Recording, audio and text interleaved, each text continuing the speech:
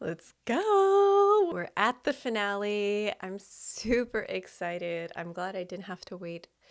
I don't know if this was when Netflix was batch releasing. I know they stopped doing that and started doing week per week releases, but anyway, regardless, I'm glad I didn't have to wait a whole week to watch the finale.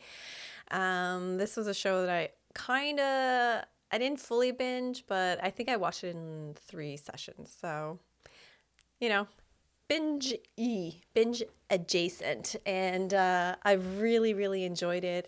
I was kind of scared before starting because I was worried I was not going to be able to handle it, but it's such an interesting take on the genre. It was a lot of psychological mystery mixed with family drama, mixed with just a few jump scares, a lot of mystery involved in it, which I really have been enjoying, and I can't wait to watch the finale. I imagine we're gonna see what happened to Luke after he went to the house and everybody's about to congregate there, it looks like. So I'm super interested to see what happens. So I'm not gonna waste any more time. I'm ready to hop on into episode 10. We're here for the finale. I'm so pumped right now. I got it. Open it. Mr. Dudley says this is a master key. Dudley. I was saying Dursley last episode, which I was like, that's Harry Potter, but still. I saw the shadow under the door. Hello? So it's like a portal. See, this is what makes me curious about the treehouse, because I know it's like a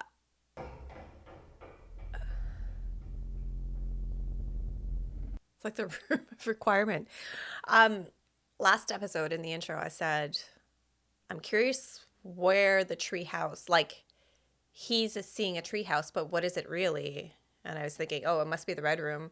My only hiccup with that was the fact that it's a latch on the floor, but I don't know how much that matters because it's all a hallucination. It's not all a hallucination. It seems to be, yeah, kind of like the room of requirements in Harry Potter. It transforms itself into whatever you need it to be in the moment. I don't know. It's obviously a mysterious room, but I don't understand why the Dudleys continue to participate in this. I am home. I am home. I am home. Hey. Hey, how was it? It was great. Kelly says hi. Wait, how is she pregnant? She wants fries. All the fries. Nothing but fries. So is this later on? They got back together and got a Pages. donor? It might also be said that some houses are born bad. Born bad. Too much? I guess it could have gotten a reversed vasectomy. One day she's gonna ask about her grandfather and about her Uncle Luke.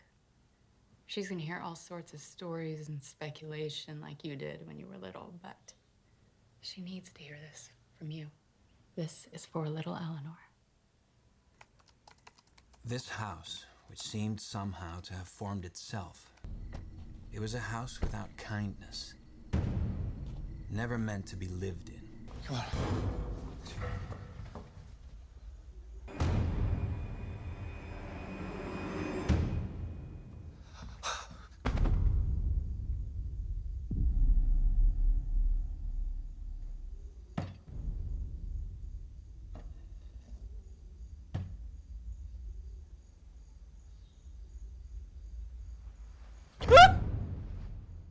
Fear. Look at me. Oh, his dad's being so good, just like before. We yield to it or we fight it, but we cannot meet it halfway. Because it's been making me so sad that they were so close and then he stopped talking to his dad altogether. And that was just like the night they left. He's like, keep your eyes closed. I am home, I thought. and stopped in wonder at the thought. I am home. I am home. Luke! Luke! Dad, It's the pigment. It's still so red. take off the hinges. How hard can it be? Look, I've tried everything. Ah! Dad? Steve, wait! You okay? Why don't you come to bed? Get some sleep. Hill House will be there in the morning. You know what I'm thinking right now? That this isn't real. That this is a fantasy. And then the door opened and I saw Luke, and then Luke died. no, he was alive on the floor. Yeah, something's not right here. I mean, I can't say what happened after the door closed. Lost I time. don't remember how I got out of the house. Did you even get out of the house? I don't remember us reconciling or finding out you were pregnant. Well, of course you don't. Yeah. Because you haven't written it yet. I mean, is anything real before you write it, Steve? The things you write about are real. Not to you, is it? Not until you chew it up and you digest it and you shit it out on a piece of paper. I was always a supporting player in your story, if we're honest. I would feed you and fuck you and pay the bills while you squinted over some novel that nobody was gonna read. Don't lie to me, honey. I wasn't real. If I was real, you never would have walked out that door, but I wasn't. If she eats me from the inside, will you lose your mind? Like your mother? Steve.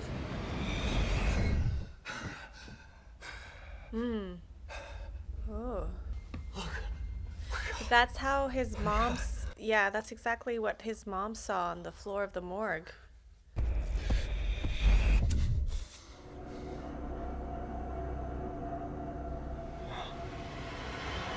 So that's Poppy then?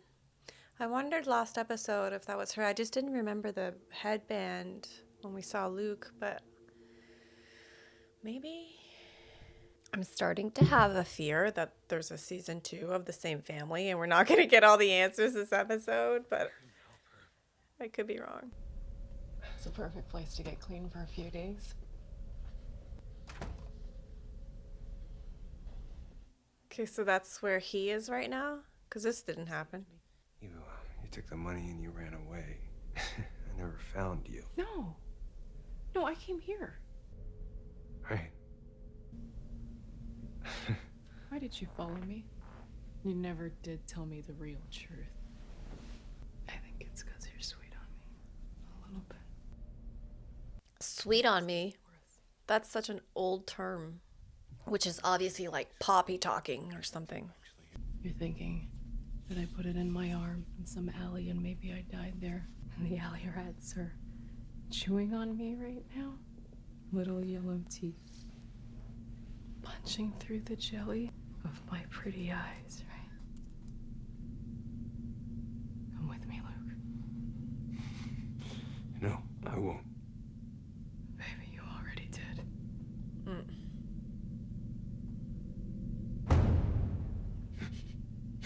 It's like, just like the noose. It's the little girl with the runny egg eyes. Dad! Steve, wait! I knew that was Poppy talk. You're sweet on me.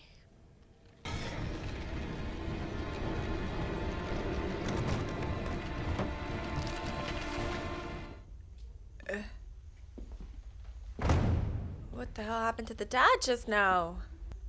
Up here! Dad! Up here! Hurry! But that's not even him calling. I hope your gloves aren't, like, you need to feel stuff right now, Theo. Like, how weirded out would you be? See, that man's been following her her entire life. He's been at the funeral home in every episode, I think. Like, who is he? Ah!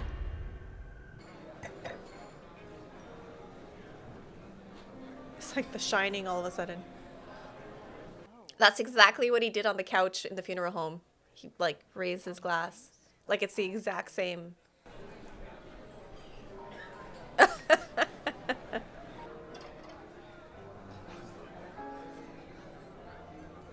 Serves me right for not being able to spot a ring at 10 yards. No way that's 10 yards. I'm sorry, I'm just trying to be funny. Well, I don't know if this is a memory or if I feel like it's like every other scene we've seen. It's not real, but it could be, I don't know, a mix of memory. But because why does he keep reappearing in her life? This last call, Gonna do it. I've got all the makings of a mean martini in my room. And He's also on a married. nightcap. Wait, I clocked that in the side of my eye. You're only just seeing that? I did really good right up until the end there. I enjoyed the conversation, but I'm gonna say goodnight. I guess because it was dark, she didn't see it. But also, is any of this real? That's not what you said, though.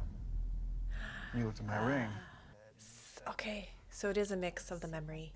You walked out of the bar, crossed the lobby, into the elevator. And it's haunting her. It had been diapers and bills for years. And your husband just drifted out of focus, didn't he? That ring closed the deal. You went upstairs with me because of the ring, because the ring meant. You're You both had as bad. much to lose as I did. And that was a calculation. The whole thing was so not you. I'm a good wife. I'm a good mother. You never did it again. Never. But you never told him, did you? Fuck you. And even then, your anger at Theo, Kevin, Fuck you. so righteous. Is everything all right? I think she's just a little overwhelmed. The instant someone dies, they learn everything. And when I die, I'm gonna wake up in that hotel room and have to watch every single thing she did. That's okay. I fixed her. I ripped out her organs and eyeballs and wired her jaw so she couldn't scream. And I painted her face and her hands and set her eyelids on spikes so they wouldn't stare. And I hung flowers for the smell. But underneath, she is a horror. I don't want any of that to happen to me. Like, the whole embalming thing, I don't know. This, like, weird stuff we do to dead bodies. Shirley, We need help. this isn't real. It's a dream. It's real. Spoken like her mother. When I was a child, my mother spanked me for throwing a rock through a greenhouse roof. It was the only time she ever. She had designed it, you see, and she was getting ready to show it to a client, and because I threw the rock, I thought about it for a long time, remembering the spanking. And after thinking about it very seriously, I went out and did it again. What's that about? I can't recall. There was a reason for this. Fear and guilt are sisters. I knew a man once who knew those sisters well. So he built a wall to keep it all outside. But those two sisters, they were in there with him. Even there. But that was his dream. And when he woke up, he was tall. So tall. Oh, like the For always. tall ghost. No. No. Theo.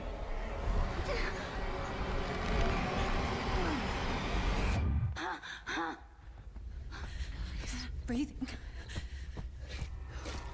I can't feel it. Fucking there, Luke.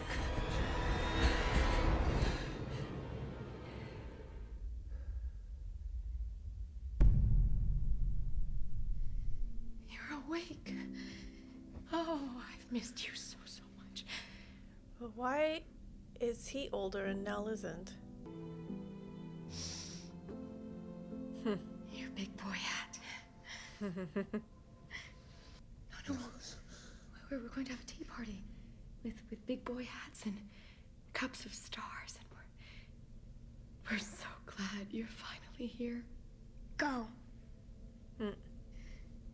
Don't. My dad. You're awake. Yes, have a seat. Don't. Go.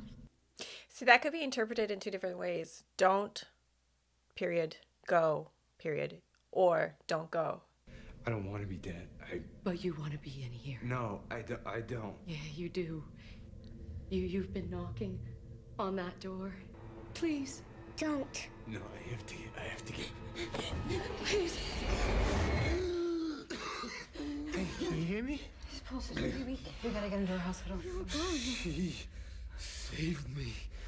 I feel a little clearer just now. Wouldn't have changed anything. I need you to know that.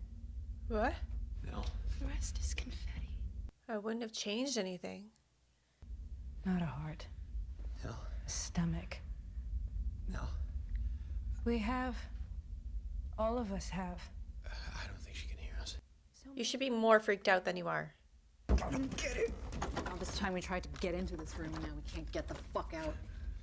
I feel like I've been here before. We have. All of us have. Yeah. I thought for so long that time was like a line, and on it went, just days tipping one into the next, into the next. Honestly, they should be freaking out a lot more. They're all witnessing their dead sister. Our moments fall around us like rain. Or snow. Or confetti. This room is like the heart of the house. No, not a heart, a stomach. But that's how It was she... your dance studio, Theo. Yeah. It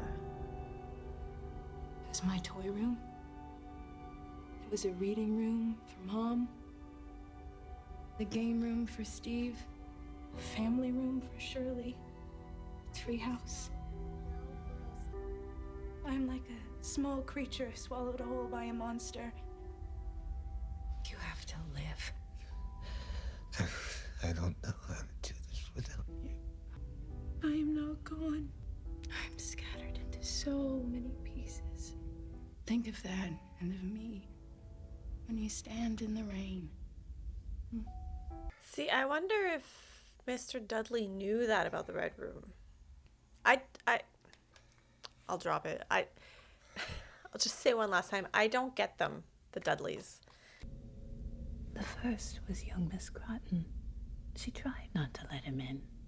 He stabbed her with a corn knife. That's how his crimes begin.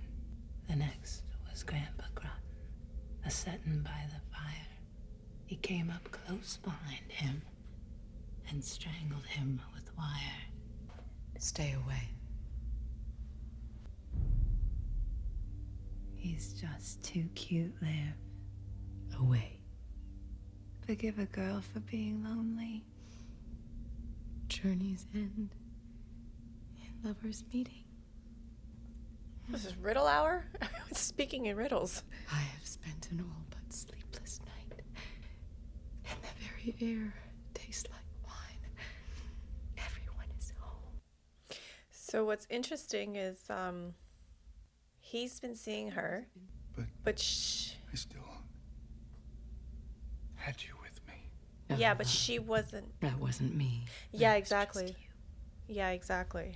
What were you doing? I had my back against it and my arms out wide because I knew there were monsters on the other side and they wanted what was left of our family. But not here. No, especially here. They're out there. So she's still convinced. I woke up at the foot of these stairs, and I would dream while I walked. I dreamed of you. I dreamed of you and the children's laughter. And then I'd remember that you took them from me. And they suffered. They did. They all do. We have to watch it all because we're parents. And that's the deal we make. We loved each other so well that it spread out into the universe, and he created a new star. The night sky is full of dead stars. They explode to death. This is our forever house. It always was. Nothing bad will ever touch them ever again. Nothing good will either. Mm. Open that door. Let them go. I'll be alone again. But those kids live. It's interesting her name, Olivia, but Liv. Journey's end. In lovers' meeting, journeys don't end. Not if you love someone. Once upon a time, the world was this play. Stay with me. Play. Everyone's speaking in very literary terms or fashion. Deep breathing. Yeah. Come on. How are you gonna get down that spiral staircase? Are you guys coming with us, or? Go ahead. There's one more thing your brother and I have to do here. We'll see you there. Oh, they're finally gonna try to destroy the house? Finally?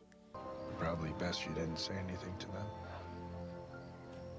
Huh? Dad, what did I see? What are you talking about? Is he dead? What do you say? It's probably best he didn't tell them.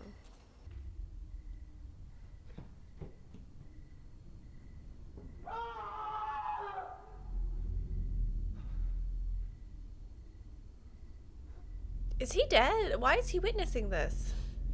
What happened? I don't know. We were looking for...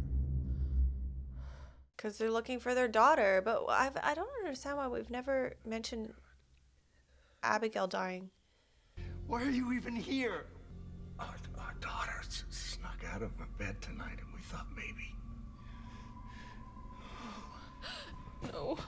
No, no, no. No. I didn't know. Mommy? Abby. I'm having the strangest dream.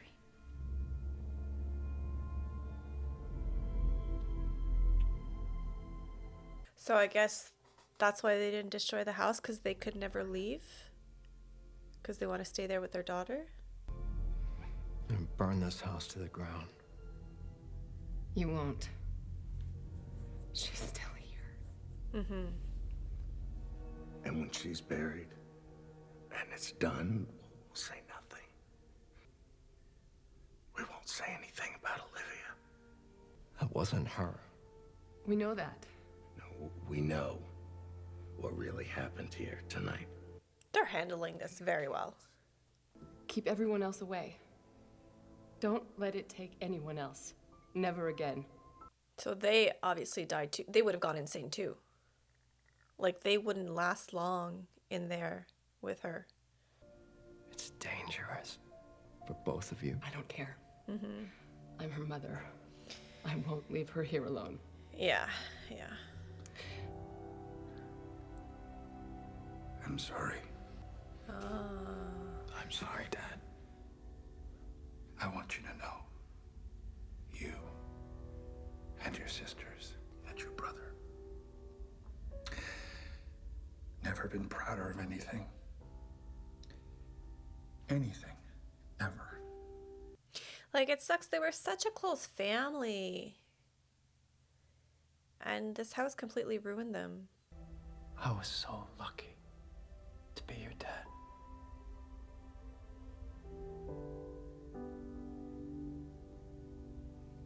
I figured he made a deal with the mom, like a bargain, me for them, so open the door.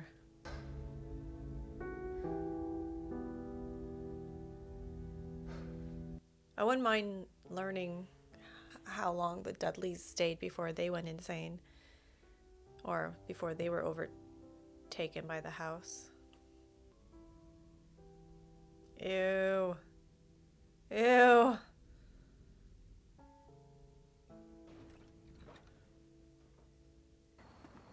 I am home.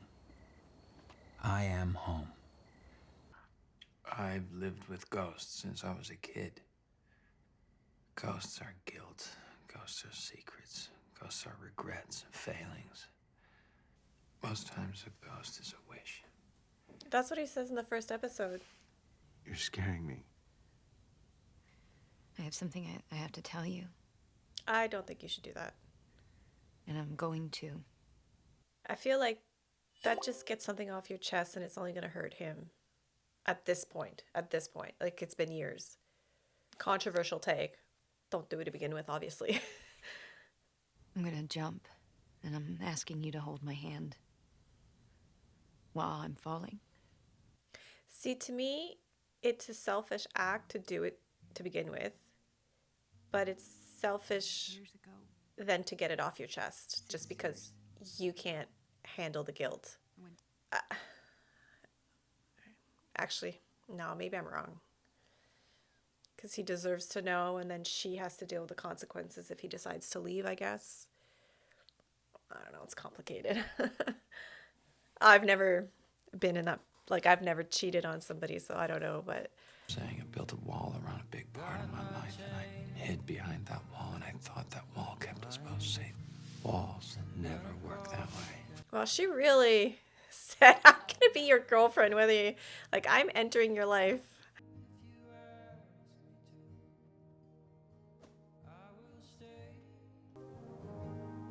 My only wish is to come home. And the photograph. Does he deserve to be forgiven? That was really big what he did to her. How did they live this long? We made it. I'm shocked by this. I'm shocked they survived this long.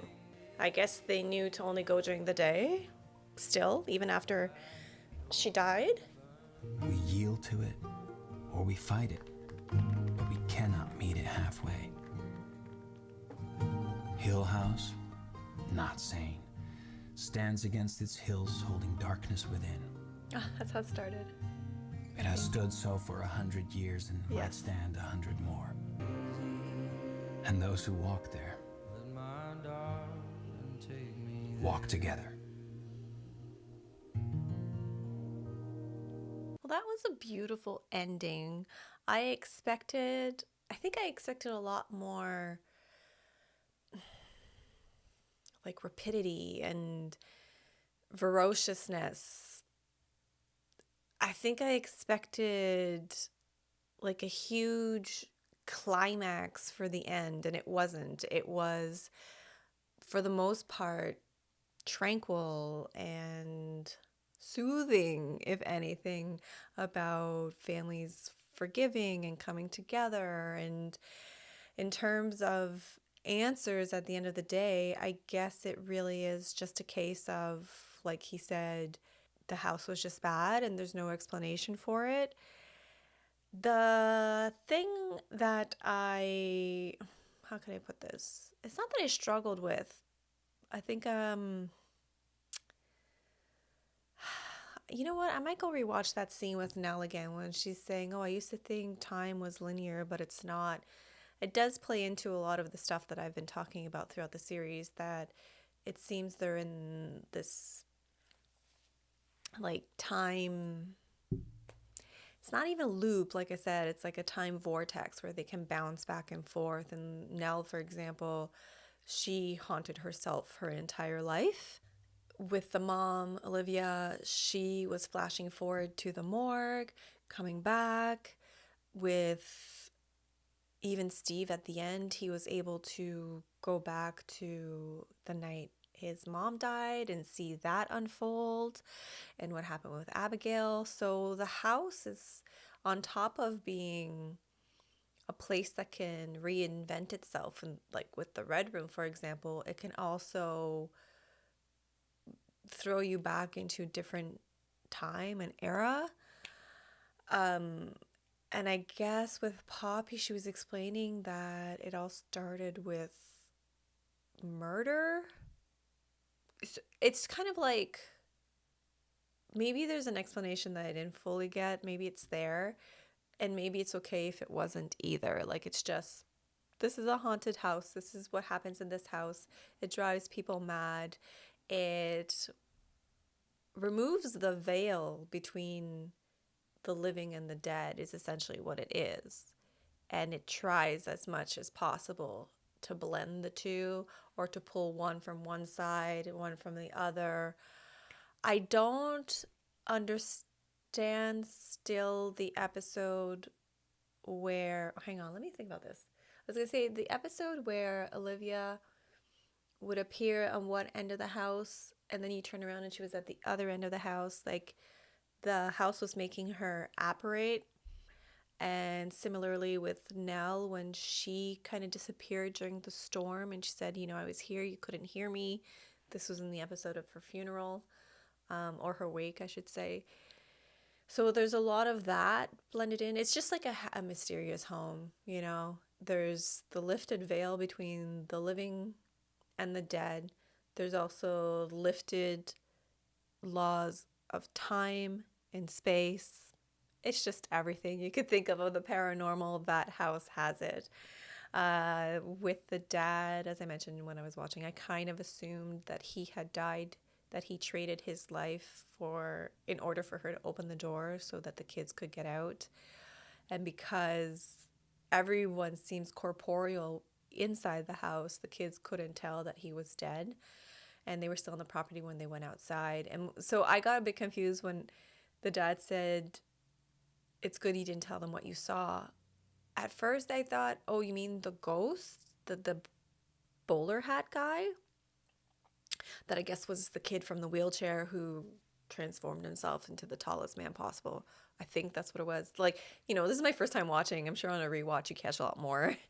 Plus I'm talking from time to time. But anyway, but then I thought, oh no, because they just all saw Nellie, and they know she's dead, so they wouldn't be freaked out by the fact that he saw also another ghost. And then I thought, oh my God, have they both died? Like, is Steve dead too? And that's why he can't leave. And he's like, oh, your brother and I have to do something. And there was a moment where I thought, did Steve die as well? But it was just the dad in the end. And it was a good way to tell the story. I mean, I know that they had to rush Luke to the hospital. I don't know if they should fill them in, if he should fill them in on everything he learned, because I don't know. I don't know if it matters at this point. I also don't know what happens with the house now. Do they keep it alive and well, since probably because he said, Steve, like, this is your responsibility now. And I guess he does keep it up so that his family can be there, I guess. Oh yeah, I should talk about my statements with marriage. I don't condone cheating at all. I'm sure most people feel that way, and most people would say that. I've never cheated on a partner. What I was trying to say, probably poorly in the moment, was that this was not somebody or a couple who have drifted apart and are trying to leave the marriage. It's not like she cheated all the time. It's not like she had an affair with somebody, or an emotional one or a physical one.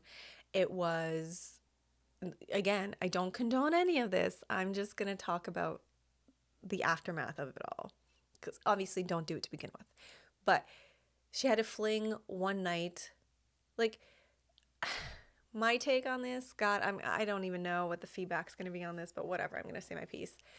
Once you get married, like, you have a marriage, you're a couple, okay. I think it's a bit, like, unrealistic to forget that you're also an individual, that you're a human being. And you had one night where you allowed your flaws to reign supreme, basically. You allowed yourself to do something that went against everything your entire moral code. Like, even in the memory, he's like, it was so not you to do that, right? you had a one-time slip of being an individual within your coupledom. Like you did a selfish thing that was just for you. Is that okay? I'm not the judge or juror of anybody's life, so whatever. It's not what I would want my partner to do, and it's not something I would do. It's not, we'd like to think it's not something any of us would do, but I think it happens a lot more than people realize. Like I said, I've never been in that position. Like, I've never cheated on somebody. But, I've also haven't been married to the same person. I've never been married, but I also haven't been with the same person for 20 years or whatever. Who the fuck knows? People have their own reasons. I think affairs are a terrible thing. I think if you've been a devoted partner your entire life, you co-parent, you're doing everything right, and one time you had a slip up where you just did something that was for you, that had nothing to do with anything else. I'm not saying it's okay. I'm saying it's human, okay? And if you never have the desire to do that, even better. If you're somebody who's constantly resisting the urge to do that, you probably shouldn't be married. But if you are a good partner through and through your entire life, and one time you decide to do something that's foolish and selfish and it's just for you, I don't think it's fair to the other person. I'm just imagining the hate or feedback that I'm going to get on this. But anyway, I don't think it's fair that 6 years later, because the guilt is eating you up alive, that you get it off of your chest. Because all that's going to do, like if you don't want out of the marriage and you're not tempted to do anything like that again, is it really fair to tell the other person? Because all you're going to do is hurt them. It's kind of like you already did the selfish thing by cheating. Don't double down and do the selfish thing because you want to get it off your chest because you're guilt-ridden. The argument against that, like the counter argument, is that, well, he deserves to know the whole truth, and he can then decide from there if he wants to stay with her or not, and that's his right to decide. And by her opening up, she is opening herself up to the consequences of that. So she is risking her entire life to give him the opportunity to make the decision whether or not he decides to stay with her. I see that argument, but I'm kind of lean more towards the first argument of being like, I feel like you're just trying to get this off your chest because you feel guilty about the whole thing. But every couple is different. Every relationship is different. Would I want to know? Probably. After saying all that, I probably would want to know. And the truth is, I would break up with them. I wouldn't stay with somebody who cheated on me. That's just me. It happened to me. That has happened to me. I have been cheated on. And it's one of those things that it's really hard to completely forgive somebody and completely trust them again. And I think if you can't ever fully trust that person again, just a whole bunch of other issues are gonna come up because something's broken there. And it's like, if you forgive them, you can never mention it again. You can never throw it in their face. You can never, that has to be completely gone at that point. Like, if you've forgiven them for it, you have to completely move on. And I think that's really challenging, depending on the person. Some people are like, hey, yeah, it's cool. Maybe they lean into my first argument, like, hey, I understand you had a slip up, but, you're allowed to have the one slip up kind of thing. That's also fair. I don't know. Like I said, I've never been married, so I can't even imagine the complications, the complexities when it comes to marriage. What is forgiven, what is not, what is allowed, who knows, right? But overall, really, really, really great series. I definitely thought there were going to be more jump scares. I think there were some jump scares that missed me, like they were put in place and I didn't react to all of them, except like sometimes when Poppy would do that forehead thing, it would always caught me by surprise. So still had that effect, but for the most part, I wasn't creeped out. I really thought I was going to be a lot more creeped out by this show than I actually was. So that's a good thing. And you know what? I think this has really helped me get over my fear of scary movies and scary series. Because as I mentioned, like when I started, I filmed 2 episodes today. When I started episode 8 or 9, I was like, I'm in the mood to be scared, which is not something I've ever said before. And now I'm excited to like watch more scary movies, see what else I can handle, because this was just a lot of fun. At the same time, I really enjoyed the mystery of it all, trying to figure everything out, trying to piece it all together. I love the family dynamics. It was just a really, really good show. So now it's over, and I might need some suggestions for something else. Thank you guys so much for joining me on this journey, my journey into fear-based series, my first one ever. I hope you enjoyed these reactions. Please let me know if you have any other recommendations for another series that you think I might enjoy. Again, thank you guys so much, and we'll see you next time. All right, bye.